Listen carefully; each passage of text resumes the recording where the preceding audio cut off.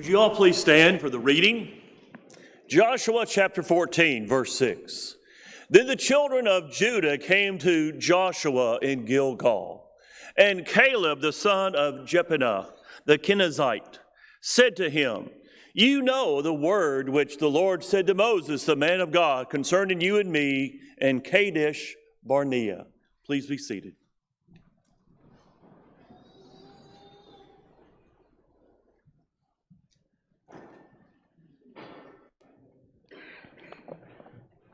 For all of you who are visiting with us, let me say how glad we are to have you here with us.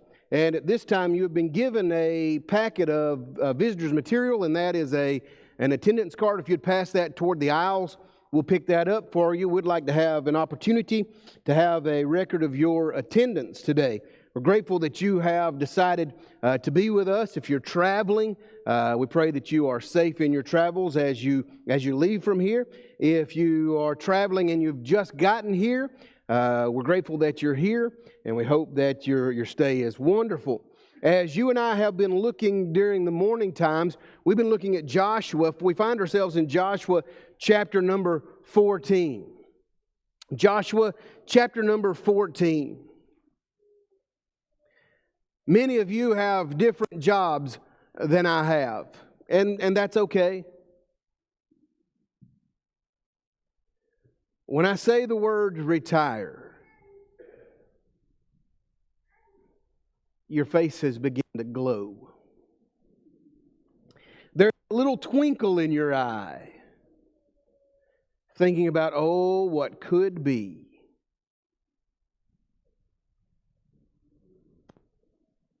What's the age of retirement? Is it 25 years in with a company, 30 years in with a company? Is it a fixed age like 62 or 65 for you? What is the age of retirement? Michael, what's the age of retirement for a preacher? That would be death. The grave. That's exactly right. Shouldn't Caleb just go ahead and retire? When you and I read about him in Joshua chapter 14, he's 85. I think that's the age. That's got to be the age, right? That all the events that happen in Joshua chapter 14 really begin in Numbers chapter 14. And it's long before Joshua is ever named as the leader of the children of Israel. It goes all the way back to Moses. As Moses sends out those spies 45 years earlier, he sends out one man from every tribe. And I'll give you $1 if you can name one of the other 10. We don't remember them very often. Matter of fact, if you'll put them in a list and ask somebody, who are these people, they'll generally look at that list and go, never heard of these people before in my life. But for some reason, Joshua and Caleb, those two names have stuck in our minds. I wonder why that is. You'll recall in Numbers chapter number 14, these spies are sent out and they bring back the spoils of the land. They bring back spoils of the land so big that it takes multiple people to carry them. 6 people, as a matter of fact, to carry a bundle of grapes. Now, I don't know everything I know about grapes, but I'm going to tell you this. That's a big pile of grapes. It takes 6 people to carry them. They come back and they say, we can't do it. As a matter of fact, those people who live there see us as tiny little bugs, as grasshoppers. We can't take over that land. They're too big. They're too powerful. There are too many walls. There are 2 who stand up and say, oh, yes, we can. You see, God has given us those lands already. He has already made those profitable for us. All we have to do is go in there, do what He says, and He'll give us those lands.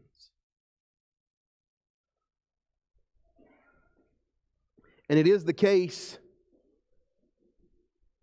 that 10 people change the mindset and the attitude of hundreds of thousands, if not millions of people, simply by saying we cannot.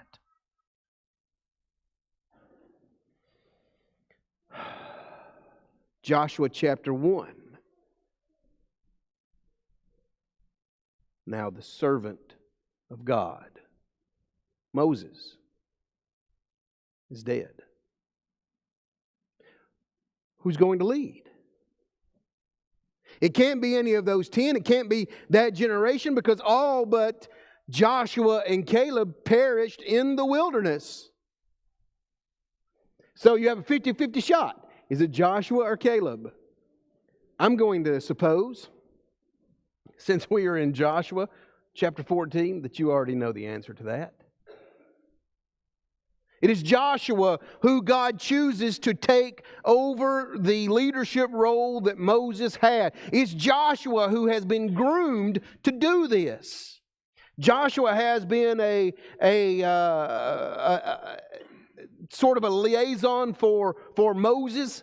The second half of his career, he has been a fighting man in the army of Israel. He has seen both from the battlefield and from the planning sessions exactly what it takes, at least militarily speaking, how to lead these people. It is God who has been grooming Joshua to take over this position. And perhaps it is God who would say, Joshua, I want you to lead. And Joshua would say, yes. But there are a few things I'd like to change. Maybe he has some reservations about how things were done. Maybe he has some reservations about how Moses made those decisions until God would speak to him and say, no. Moses didn't make that decision. I told Moses to do this and to do that. And that's why those decisions were made. He's going to face one of those decisions here in Joshua chapter number 14, beginning in verse number 6. Let's take a few moments and read, if you will. We'll start with verse 7 since Michael so aptly read verse number 6. Caleb begins and says, 40 years old was I when Moses, the servant of the Lord, sent me to Kadesh Barnea to spy out the land. And I brought word again as it was in my heart. Nevertheless, my brethren that went up with me made the heart of the people melt, but I wholly followed the Lord my God. And Moses sware on that day, saying, surely the land whereon thy feet have trodden shall be thine inheritance and thy children's forever, because thou hast wholly followed the Lord my God. And now, behold, the Lord hath kept me alive, as he said, these 45 years, even since the Lord spake this word unto Moses, while the children of Israel wandered in the wilderness. And now, lo, I am this day 85 years old. Now, I'm not sure if that day that he's talking about is his birthday, or if he's just making an announcement that today I'm 85. Just something for you to chew. Now, therefore, give me this mountain, whereof the Lord spake that in his day, for thou heardest in the day how the Anakims were there, and the cities were great and fenced. If so the Lord be with me, then I shall be able to drive them out, as the Lord said. And Joshua blessed him, and gave unto Caleb for an inheritance.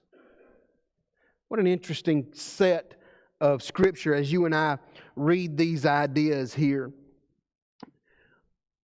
Look at what has happened. A 40-year-old man has come back with a report that we can take the land. The nation has rejected it.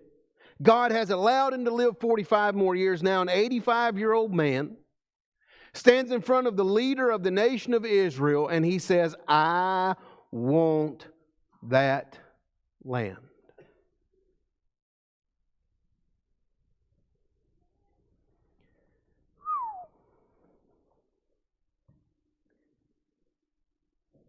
What does Joshua do? Does he give him the land? Does he not? Does he say, listen, you're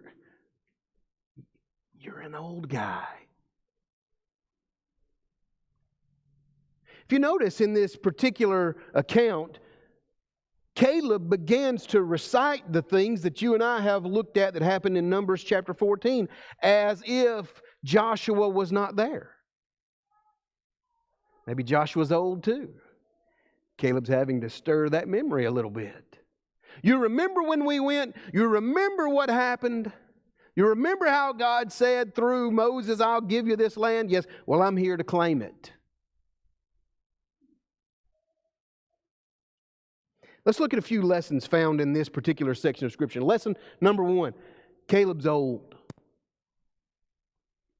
There's no getting around that. You know, sometimes we say age is nothing but a number. Yeah, well, his number's 85. And you don't beat the calendar. For Caleb, he's not getting any younger. If he's going to take over this land that God has said that he can have, he's going to have to do that. He's going to have to go ahead and get started. After all, he's 85. Now, I'm going to ask a question, and if you don't feel comfortable with it, don't raise your hand. Who here's 85 or older? Good. I think Logan raised her hand. I think she's 85. How many of y'all want to go to war? You ready to go fight for something? You ready to go fight for a mountain? Hopefully it's not one of the mountains like we have here that's just full of rock. Maybe he can grow something on the side of that. You ready to go take over that mountain? See, because Caleb still is. Caleb is still at 85 determined to follow God. Which would let me know, in principle, this fact. There is no age of retirement as a Christian.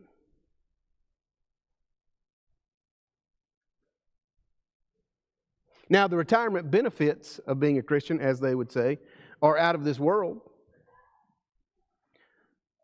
But you're going to have to work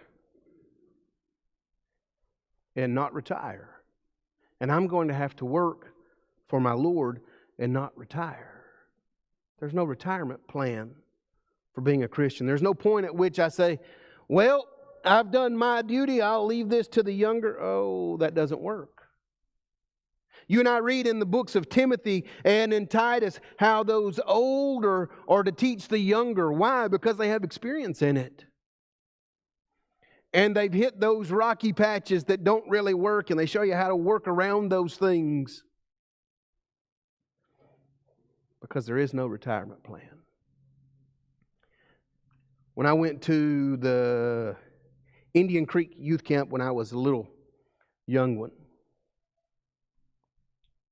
there was a lady there who taught the elementary school kids.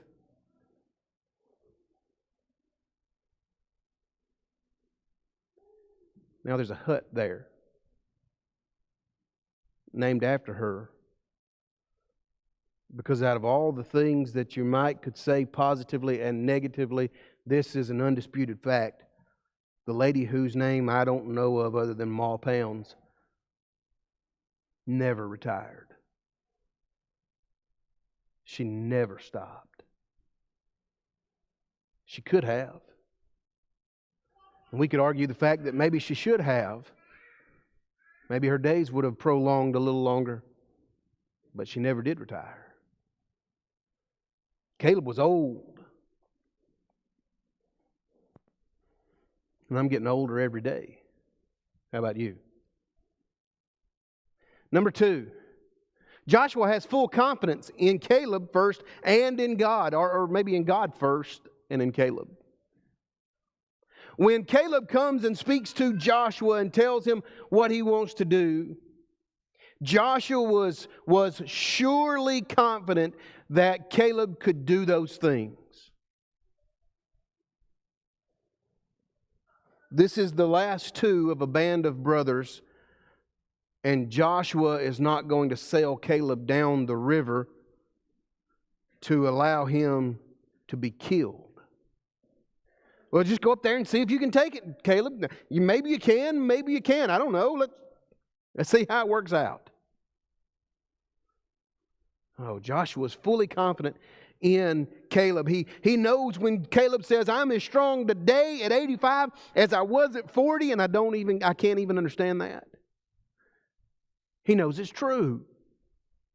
He knows when Caleb says, God has given me this as my inheritance, he knows it's true. And he doesn't deny Caleb access. Joshua has full confidence in Caleb and in God. You see, even though Caleb may have come and said, I'm as strong as I ever was, perhaps even thought that, or if he would come and say, God said I could have it at 40, I guess I can still do that at 85.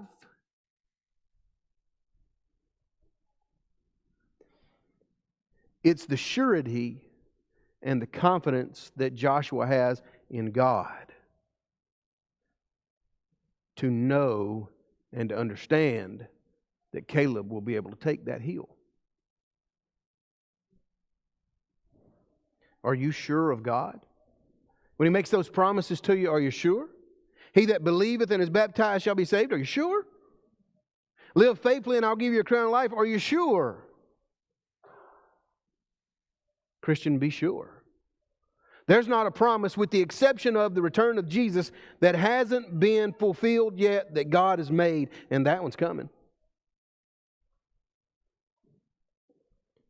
The promises that God makes are a sure thing, are confidence building, are awe-inspiring, and to see His promises and to see His authority means I'm going to have to follow because of who He is. Caleb's old, but Joshua has confidence. Notice number 3. Caleb is still able to follow those commands. Look at verse 11. Yet I am as strong this day as I was the day Moses sent me.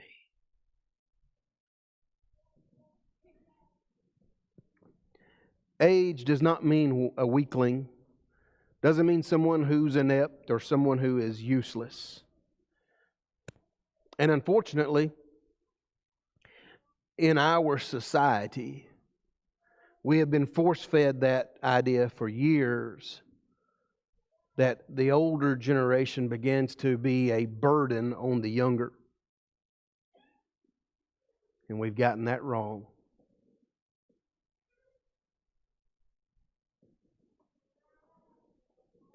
We associate age and weakness. We associate age and mentally slipping. We associate age and uselessness. Now, let me tell you something. At 45, I'm not all that strong. At 45, I slip sometimes mentally. And in there's certain situations, I'm useless.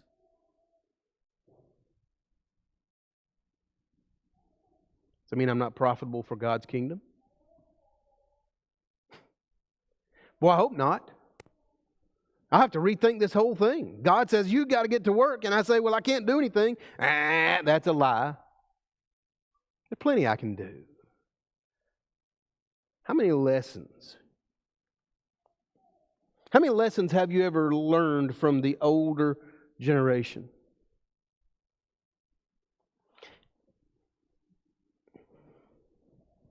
If I could have one day, one single day, where whatever wish I had would come to reality, I'd like to have one more conversation with my grandfathers. I'd like to hear some of the stuff that I didn't listen to when they told it to me the first time.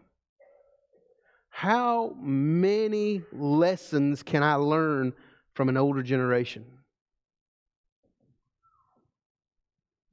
You recall a month, 6 weeks or so ago, I preached a lesson that was written by my grandfather. Never really looked at it like that till I read his outline. I thought, that sermon was preached in Jasper, Alabama 40 years ago, and it still applies in Hot Springs, Arkansas today. How many lessons could I learn if I had an opportunity to sit down with my grandfathers one more time? My grandmothers one more time? For us to completely overlook those who are older as weaklings or inept should be a shame on us. Notice number 4. Because of Caleb's faith and desire, he completed the task found in chapter 14, verse 9 and verse number 14. Look at verse number 9. Moses sware on that day, saying, Surely the land whereon thy feet have trodden shall be thine inheritance, and thy children's forever, because thou hast wholly followed the Lord your God. I'm going to give you this land, Caleb. And 45 years later, he was still focused on the promise that God said, I'm going to give you this land. You know, from Numbers chapter 14 to Joshua chapter 14, there's not a spot in there where you can read, and then God took back the promise He made to Caleb. God's promise was still faithful. What does that say to you and me, Christian? It hasn't come to pass yet, preacher. What about this? What about that? Wait. Just hold on. You know what my favorite thing to do is? My favorite thing to do is to try to grab a hold of God and put Him into my timeline. Because what He does is laugh and say, that ain't never going to work, Hayes.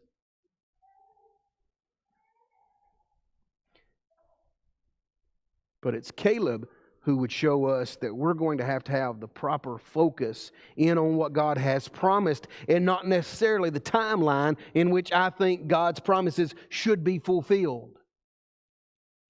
Because here's the truth of the matter. He never asked me about those promises when He was making them. Why do I think He should ask me about when they should be fulfilled? But because of Caleb's faith, because of Caleb's desire, those tasks were completed. We can't take our eyes off the goal. But the question then comes, what's the goal?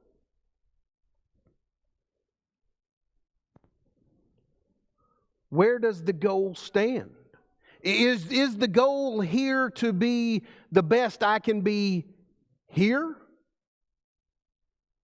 Because if my goal is strictly looking at this particular life I'm living now, then that goal is completed and ends when I draw my last breath.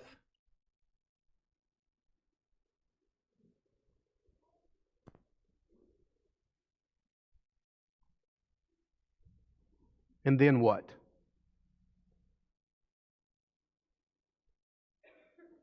What happens after that?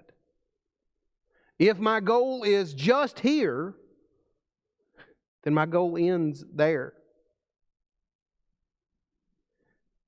If my goal is serving God and living with Him eternally, then my goal goes past the last breath I draw. My goal is oriented toward what will happen in eternity, not what will happen here.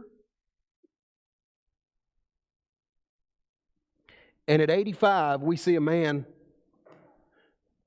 who properly looks at the timeline. Perhaps he looks at himself and says, I don't have a lot of time here. That may be the case. Maybe he doesn't. But I've got all the time in the world in eternity. Number next.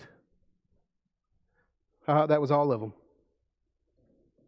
When you and I look in Joshua chapter 14, and we look at Caleb, we see a man who could have lost focus on everything that was valuable in his life, on his God. He had opportunity in Numbers chapter 14 to lose focus. He had opportunity throughout his life, just like you and I do, to lose focus. He had an opportunity in Joshua chapter 14 to say, I don't have the strength for that. But he did not lose focus on God. He could have lost focus on the inheritance that was supposed to be given to him by God. You know, when he's looking at that inheritance, he could have said, man,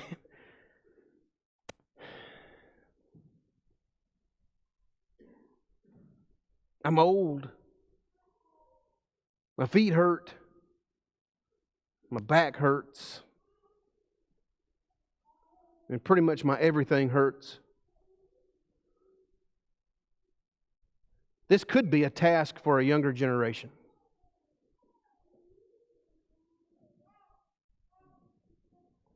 They could have lost focus. But it was not a task for a younger generation.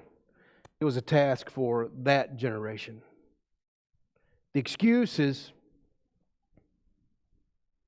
that we have to not follow God's plan are always around us, and they're always pulling us away from what God says into my feet hurt. My back hurts. I'm tired.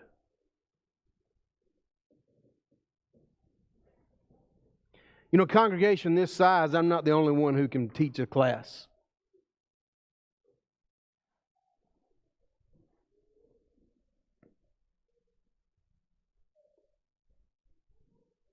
Michael can preach for me.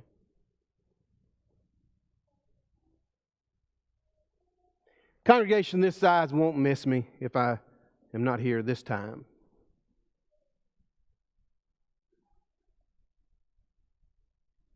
You know, what I really need to do is take care of this project at work.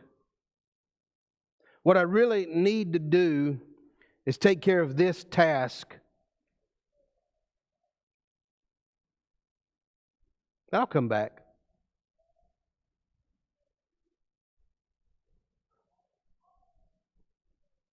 And it's just that quickly. Just that quickly. To where we allow those excuses to infiltrate our life. I read a blurb online the other day that was very interesting. And it said, if the devil can't make you bad, he'll make you busy.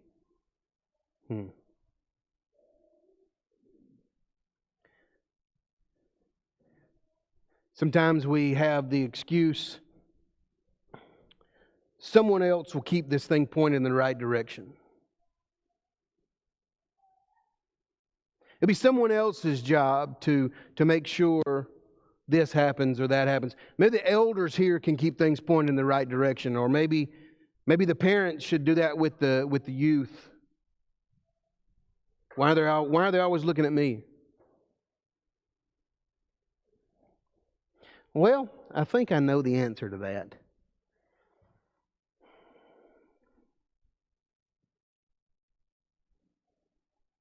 Because a soldier in God's army is to be mission-minded. The first task of a group of soldiers is to complete the mission, right? It's not to make sure I get out and am safe. Safety's third. OSHA doesn't want to hear that, but safety's third. Mission is first. Soldiers of Christ, arise and adopt the mindset of Caleb, who was mission-minded, who said, I'm going to take this promise of God and it's going to be a gift for the next generation. What am I leaving them? What am I giving them? What am I teaching them?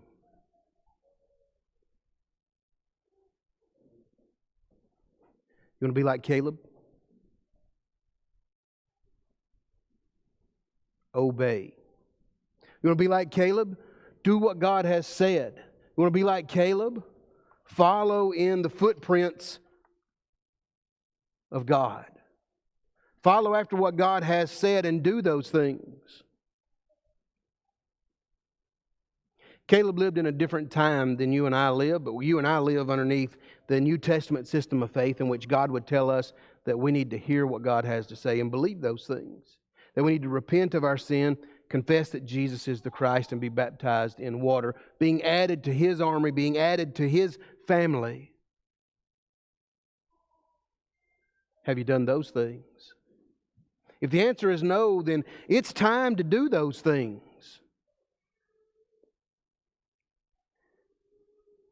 And if you use those excuses of I'm too old, I'm too sore, I'm too this, I'm too that, come back home. Come back home now while we stand and sing for your encouragement. There's a strange